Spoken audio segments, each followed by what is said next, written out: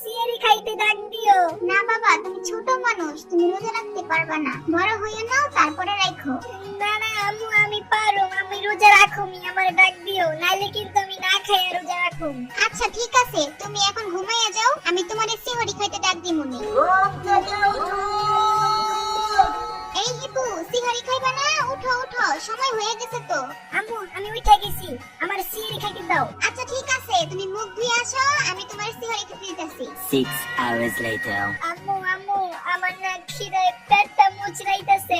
রোজা ভাঙা ফেলাও, তুমি ছোট মানুষ, তুমি 12টা বাজে খাইলেই তোমার একটা রোজা হয়ে যাইবে। আবার সন্ধ্যা ইফতারি করলে আরেকটা রোজা হয়ে যাইবে। হাই হাই, তাই নাকি? একদিনে 2টা রোজা হয়ে যাব? তাইলে তো আমি এবার 60টা রোজা রাখুম। হ্যাঁ হ্যাঁ আব্বু, তুমি তাড়াতাড়ি ইফতারিটা কইরা ফেলো। হ্যাঁ হ্যাঁ আম্মু, আমার ফ্রিজ থেকে আইসক্রিমটা বাইর করে দাও, এখনই আমি ইফতারি করতেছি।